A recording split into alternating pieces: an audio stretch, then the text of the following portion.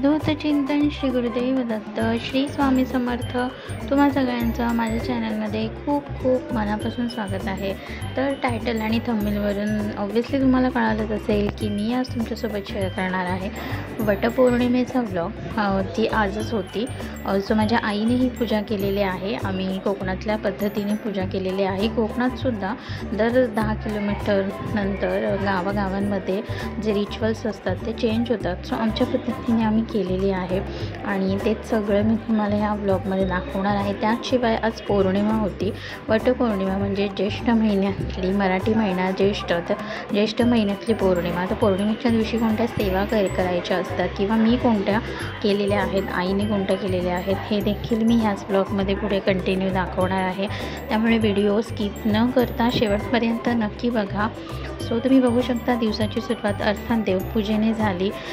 लवकर आई वगैरे उठली आणि अर्थात लवकरच आई नेहमीच लवकर उठते। सो लवकर वगैरे उठली, छान तिने देवपूजा वगैरे करून घेतली। त्यानंतर मी उठले, माझं आवरून। त्यानंतर मी छान उंबरठ्याला हळदीचं लेपन केलं, गोपद्म काढली आणि त्यानंतर आईने देवपूजा करून घेतली। आणि इतर जी रांगोळी होती ती मी आईची वटपौर्णिमेची पूजा झाल्यानंतर मग मी ती पुढे कंटिन्यू केली। सो तुम्हाला ती व्हिडिओ दिसेलच पुढे, कारण आईला मदत करायची होती आणि तिलाही लवकर जायचं होतं ऑफिससाठी। सो मग आणि सगळ्यांचीच ऑफिसची घाई असते, कारण ही वटपौर्णिमेची सुट्टी नसते। सो त्यामुळे मग पटापट आवरून आईला मदत वगैरे केली। आणि तुम्ही इथे बघू शकता 5 प्रकारची ही 5 फळं आहेत। जी पावसाळी फळं मोस्ट ऑफ दी आपण यूज करतो ती ही आहेत। आणि आईने जे हातात दाखवले काळे मण्याची पोत, तर ती 7 मणी सुती धाग्यामध्ये ओवलेले आहेत। मी लहान असल्यापासून 5-7 वर्षाच्या असल्यापासून मीच आईला ते ओवून देते आणि यावेळेसही मीच ते ओवून दिलेले आहेत। सो अशी 7 वडाची पानं आईने घेतलेली आहेत। आदल्या दिवशी आणायची असतात, वटपौर्णिमेच्या दिवशी ती तोडायची नसतात। त्यानंतर ओटी आणि त्यासोबत वस्त्र आणि सुपारी वडाजवळ ठेवण्याकरता दिवा आणि त्याचसोबत नारळ देखील घेतात। तो मी इथे शूट केलं होतं पण समाव ते रेकॉर्ड नाही झालं। सो टचवूड आम्ही जिथे राहतो आमच्या एरियामध्ये आसपास ऑलमोस्ट वडाची 4 ते 5 झाडं आहेत।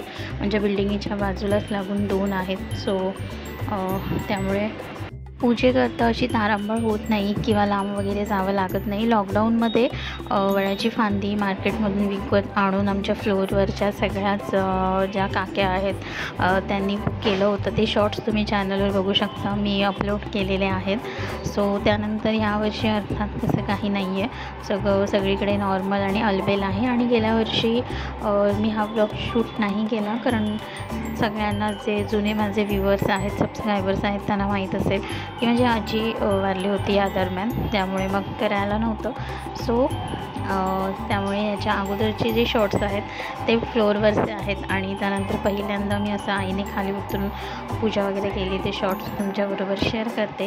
सो आय होप तुम्हाला ते आवडेल। सगळ्या बायकांनी छान पूजा केली। अगोदर काही ग्रुप्स होते, नंतर आई गेली, त्या सगळ्यांनी पूजा झाल्यानंतर एकमेकांना हळदी कुंकू लावलं। मी तिथे शूट करत होते तर मलाही हळदी कुंकू लावत होत्या बायका आणि छान वाटत होतं। आपले रिच्युअल्स खूप कमालीचे आहेत, छान नटतात बायका आणि फोटो वगैरे काढतात, सगळं आवडीने करतात, त्यांचा असा हा दिवस असतो।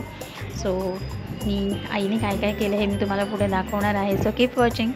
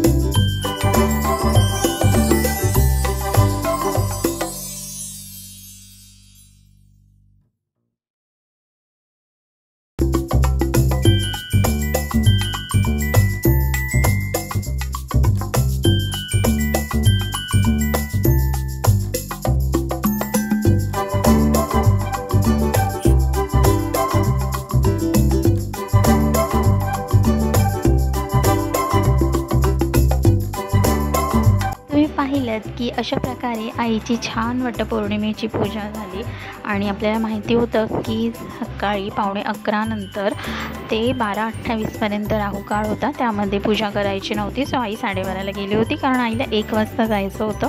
सो पूजा वगैरे करून आई आणि मी घरी आलो आणि त्यानंतर मी तुम्हाला इथे देवघराचा व्ह्यू दाखवते. आईने जे आहे जे पानं असतात ते एकमेकांना वाण म्हणून देतात, हळदी कुंकू म्हणून बायका एकमेकांना ते देतात आणि त्यानंतर घरी आल्यानंतर आमच्या तशी पद्धत आहे, आईने ते जे वाण होतं वडाच्या पानाचं तर ते देवाजवळ ठेवलं. आमच्यात वाण म्हणतात, प्रत्येक भागात वेगवेगळी पद्धत असावी. त्यानंतर आई जे रेग्युलर मंगळसूत्र यूज करते त्याला ते जी काळ्या मण्यांची पोत होती ती बांधायची असते, म्हणजे स्त्रीच्या नवऱ्याने बांधायची असते अशी वगैरे प्रथा आहे. सो पप्पा तिथे मंगळसूत्राला बांधत होते. त्यानंतर आईने एक मान पप्पांनाही दिलं आणि पप्पांच्या पानामधलं ते मंगळसूत्राला बांधलं. सो ओव्हरऑल असं होतं. त्यानंतर खाली माझी आत्या राहते, माझी आजी राहते. सो आई त्यांना वाण द्यायला गेली आणि त्यानंतर संध्याकाळी मी अन्नपूर्णेची पूजा केली. आपल्याला सगळ्यांना माहिती आहे पौर्णिमा होती.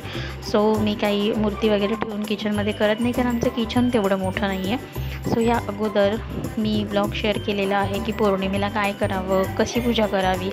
सो तुम्ही तो व्हिडिओ बघितला नसेल तर नक्की बघा, त्याची लिंकसुद्धा मी तुम्हाला डिस्क्रिप्शनमध्ये देईन. सो छान पूजा वगैरे झाली आणि सगळ्या महिला मंडळांनी मस्त फोटोशूट वगैरे केले, ते मी तुमच्याबरोबर पुढे शेअर करते. Keep watching.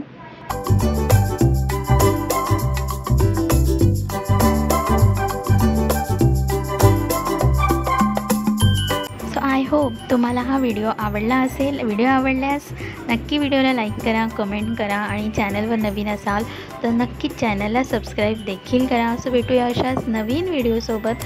तोपर्यंत सगळ्यांना श्री स्वामी समर्थ.